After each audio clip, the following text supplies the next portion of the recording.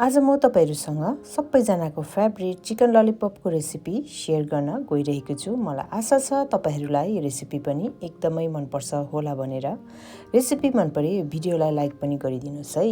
नमस्ते, म छितेन तपाईहरुलाई स्वागत गर्छु मेरो च्यानलमा।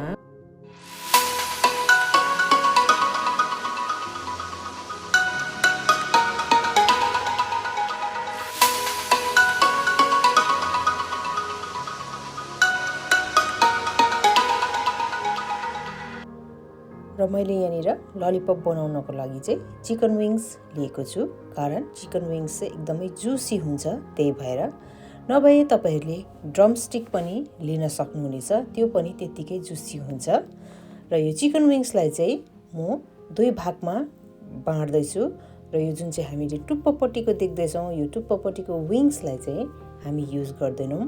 खाली यो दुईटा भागलाई मात्रै युज गरेर म तपाईहरुलाई काटेर पनि देखाउँछु यो ललिपप कसरी बनाउने भनेर।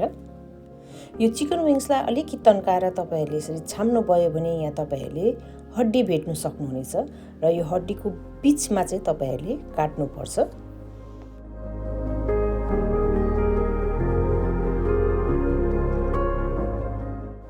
त्यसै गरेर म अर्को भागलाई पनि काटेर तपाईहरुलाई यहाँनिर देखाउँदै छु।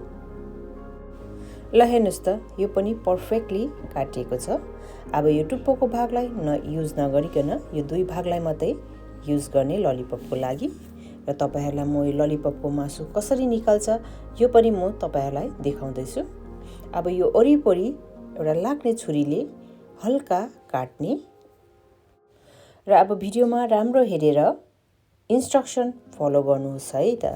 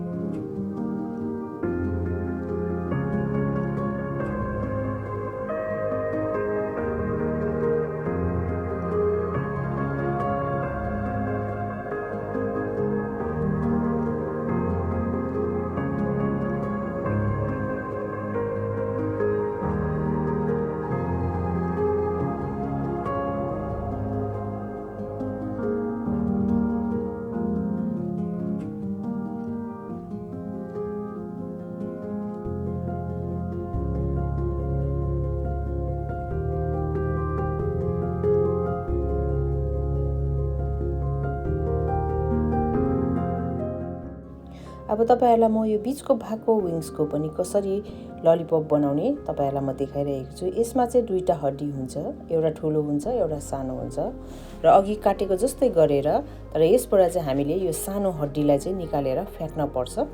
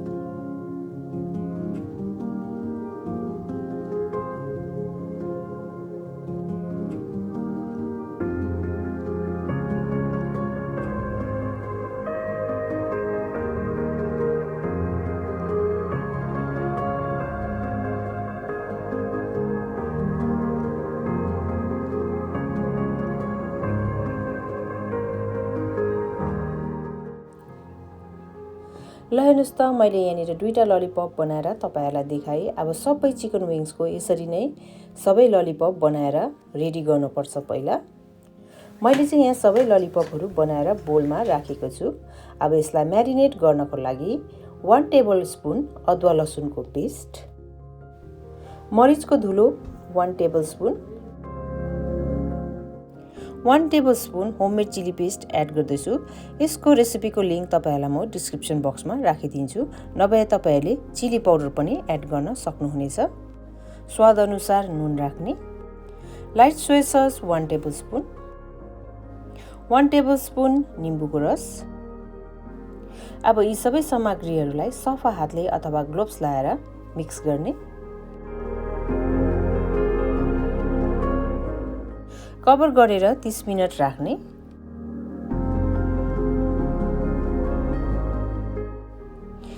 मिनट बाद पर्फेक्टली यो म्यारिनेट भइसकेको छ। अब यहाँनिर मैले राख्न गए एउटा अन्डा, सँगसँगै 2 टेबलस्पुन चाहिँ पिठो राख्दैछु। त्यसै गरेर 2 टेबलस्पुन चाहिँ चामलको पिठो, 2 टेबलस्पुन कर्नफ्लावर पनि एड गरे। अलिकति अरेन्ज फुड कलर राख्ने, छैन भने नराख्दा पनि हुन्छ। अब यी सबै राखेका सामग्रीहरूलाई पनि राम्रोसँगले हात लगाएर मिक्स गर्ने र तपाईले यहाँ देख्न सक्नुहुँदैछ राम्रोसँगले मिक्स भइसकेको छ। अब चाहिँ यसमा म कम्ती मात्रामा पानी राखेर फेरि मिक्स गर्दैछु।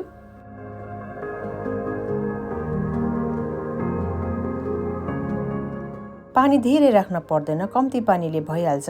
पानी बेसी राख्यो भने तपाईहरुको ब्याटर एकदमै पातला भएर राम्रो हुँदैन। यी सबै ब्याटरले कोट भइसकेको ललिपपहरूलाई शेप दिँदै राख्ने। यसरी तपाईहरुले अहिले नै शेप दिनुभयो भने पछि तपाईहरुलाई फ्राई गर्दाखेरि सजिलो पर्छ। र मैले चाहिँ सबै ललिपपहरूलाई रेडी गरिसकेको छु यसलाई शेपमा राखेर। कराईमा ललिपपलाई फ्राई गर्न पुग्ने तेल राखेर तेललाई एकदमै राम्रोसँगले तताउने र एक-एकवटा ललिपप अब यसरी राख्दै जाने।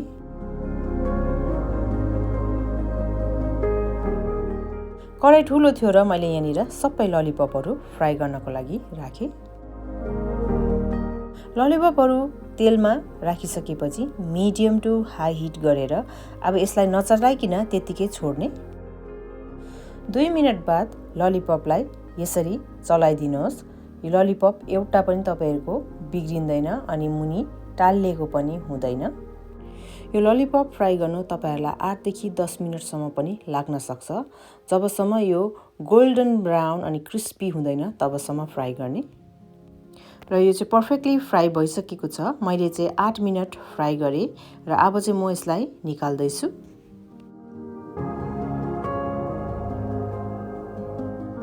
हेर्नुस् त कति पर्फेक्ट रेस्टुरेन्ट स्टाइलको ललिपप बनेर रेडी भएको छ।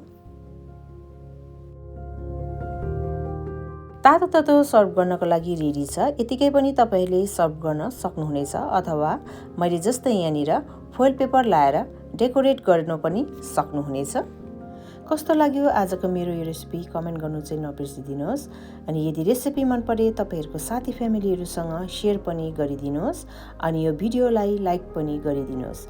अनि यदि मेरो च्यानलमा तपाईहरु नयाँ हुनुहुन्छ भने प्लिज च्यानललाई सब्स्क्राइब पनि गरिदिनुहोस्। Thank you so much for watching. Bye by.